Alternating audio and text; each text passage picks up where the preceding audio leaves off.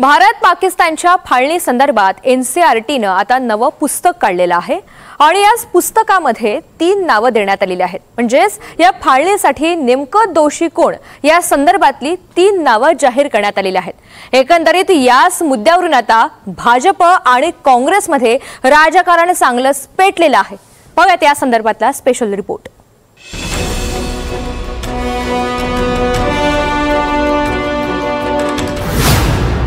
भारताच्या राजकारणात पुन्हा फाळणीचं भूत।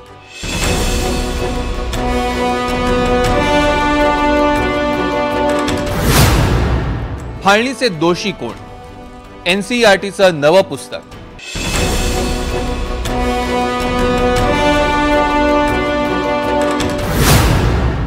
काँग्रेस म्हणतं पुस्तकाला आग लावा।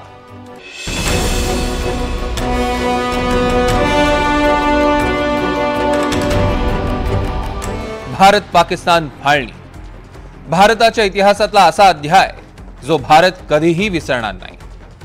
फाळणीला आता जवळपास 79 वर्ष झाली तरी त्याच्या जखमा आजही ताज्या आहेत आणि त्या काळ्या कुट्ट आठवणी विसरायच्या ठरवल्या तरी राजकारण काही त्या विसरू देत नाही। आता फाळणीचं भूत नव्यानं समोर येण्याचं कारण म्हणजे एनसीईआरटीचं नवं पुस्तक। फाळणीचे दोषी नावानं एनसीईआरटीनं नवं पुस्तक प्रकाशित केलंय। इयत्ता 6वी ते 8वीच्या विद्यार्थ्यांच्या इतिहासातल्या पुस्तकाबरोबर हे पुस्तक जोडलं जाणार आहे। या पुस्तकात फाळणीचे 3 दोषी दाखवण्यात आले। एनसीईआरटीचं पुस्तक म्हणतं मोहम्मद अली जिन्ना ज्यांनी फाळणीची मागणी केली, काँग्रेस ज्यांनी फाळणी स्वीकारली आणि लॉर्ड माउंटबॅटन ज्यांनी फाळणी लागू केली। हिंदू आणि मुसलमान हे 2 वेगवेगळे आहेत आणि त्यामुळे ते एकत्रित राहू शकत नाहीत अशी जिनांची मांडणी होती, त्याबद्दल काही दुमत नाही। माउंटबॅटन यांच्याकडे मुख्यत्वे हाच टास्क देण्यात आलेला होता की तुम्ही जी दिल्लीमध्ये बसा आणि मुस्लिम बहुल असलेले आणि हिंदू बहुल असलेले वेगवेगळे जी संस्थानं होती जी 570 पेक्षा अधिकची होती त्यांची फाळणी करा। आणि त्यामुळे माउंटबॅटनच्या संदर्भामध्ये पण ऐतिहासिक तथ्यांश आणि ते बरोबर आहे। अडचण येते ते काँग्रेस पक्ष संदर्भात, कारण यापूर्वीच्या मांडणीप्रमाणे आधी महात्मा गांधींना ह्यासाठी जबाबदार धरण्यात आलं होतं आणि त्यानंतर हळूहळू पंडित जवाहरलाल नेहरू, महात्मा गांधी यांच्याबरोबर आता काँग्रेस पक्षाची जबाबदारी आत्ताच्या एनसीईआरटी मध्ये निश्चित होताना दिसते आहे। एनसीईआरटीनं फाळणीचे दोषी नावाचं जे नवं पुस्तक काढलंय त्यामध्ये म्हटलंय 1940 ला लाहोरमध्ये मुस्लिम लीगची एक बैठक झाली। त्यामध्ये जिन्ना म्हणाले हिंदू आणि मुस्लिमांचा धर्म परंपरा वेगळ्या आहे।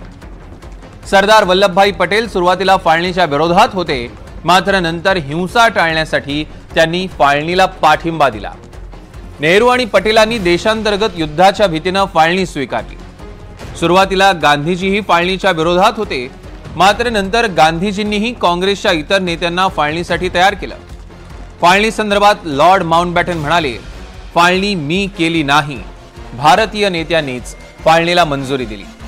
त्यानंतर जो हिंसाचार झाला त्यासाठी भारतीय दोषी आहेत। फाळणीच्या संदर्भात चूक झाली असं लॉर्ड माउंटबॅटन यांनी मान्य केलं होतं। खरं तर फाळणीच्या संदर्भात घाई केली ही ती चूक। सुरुवातीला फाळणीची तारीख ही जून 1948 ही होती, मात्र माउंटबॅटन यांनी घाई केली आणि ऑगस्ट 1947 लाच ही फाळणी झाली। फाळणी संदर्भातल्या एनसीईआरटीच्या नव्या पुस्तकावरनं जोरदार गदारोळ सुरू झालाय। अनेक मुस्लिम फाळणीच्या विरोधात होते, तोही इतिहास जरा सांगा असं ओवेसींनी म्हटलं। तर चुकीचा इतिहास सांगणाऱ्या या पुस्तकाला आग लावा असं काँग्रेस म्हणतंय। आता काँग्रेस स्वतःच इतिहास जमा झालीय असा पलटवार भाजपने केला। मैं बोलूंगा कि एनसीईआरटी में ये किताब को शामिल करना चाहिए, Muslims again partition by Shamsul Islam. शामिल करिए उस किताब में, पढ़ाइए कौन था। और ये बार बार जो झूठ बोला जाता है ना पार्टीशन के बारे में, अरे भाई उस वक्त कितने मुसलमानों को वोट डालने का इख्तियार था? 2 या 3% को भी नहीं था जो इनकम टैक्स दे सकता था, जिसके पास जमीन थी या कोई कंडीशंस थे। मोर देन 90% करीब मुसलमान वोट ही नहीं डाल सकते। ये तो पूरे एलिटिस्ट राजा रजवाड़े बोलिए या जमींदार बोलिए, उन लोगों को इख्तियार था। जब भारत छोड़ो आंदोलन का आह्वान हुआ, कांग्रेस ने तमाम प्रोविंशियल असेंबलीज से इस्तीफा दिया सड़क पर उतरने के लिए। उस वक्त हिंदू महासभा और मुस्लिम लीग ने गठजोड़ किया, गठबंधन किया, सरकारें बनाई, एनडब्ल्यूएफपी में, बंगाल में, सिंध में, और सिंध असेंबली में पार्टीशन का प्रस्ताव पारित हुआ। गठबंधन की सरकार थी, हिंदू महासभा और मुस्लिम लीग की। लिखा है क्या उस मॉड्यूल में एनसीईआरटी में? आग लगा दीजिए इस किताब को अगर यह सब नहीं लिखा है तो। यह है हकीकत। तो अगर ये ऐतिहासिक तथ्य सामने आ रहे हैं तो आप इतिहास से क्यों घबराते हैं? वैसे भी कांग्रेस पार्टी इतिहास में जीते जीते इतिहास ही बन चुकी है, पर इतिहास से सीखना नहीं चाहती। और अगर हम इतिहास से नहीं सीखेंगे कि सत्ता की हवस, सत्ता की लालच और तुष्टीकरण की राजनीति किस प्रकार से भारत के बंटवारे के लिए जिम्मेदार है, तो आज भी वो सत्ता की हवस और भारत को बांटने वाली तुष्टीकरण की नीति को अपनाएंगे। आणखी महत्त्वाचं म्हणजे एनसीईआरटीच्या पुस्तकात पंतप्रधान मोदींनी काय म्हटलंय त्याचा उल्लेखही करण्यात आलाय। फाळणीचं दुःख कधी विसरता येणार नाही। लाखो बहिणी आणि भाऊ बेघर झाले, अनेकांचा जीव गेला। संघर्ष आणि बलिदानाची आठवण ठेवण्यासाठी 14 ऑगस्ट हा फाळणीचा स्मृती दिन असेल। कुणाच्या चुकीमुळे फाळणी झाली याबाबत एकमेकांकडे बोट दाखवणं सोपं आहे। त्या वेळेच्या परिस्थितीप्रमाणे इतिहास तयार होत असतो। खरं तर इतिहास हा वस्तुनिष्ठ असतो, तो काही बदलत नाही। पण राजकीय स्वार्थासाठी इतिहास बदलला जातो, हाच इतिहास आहे। Bureau report, NDTV Marathi, Mumbai. आणि या रिपोर्टसह बुलेटिनमध्ये वेळ झालेली आहे। इथे सामन्याची 8:30 वाजता पुन्हा आपली भेट होणार आहे आणि त्यामध्ये इतर खास रिपोर्ट आपल्याला पाहायचे आहेत।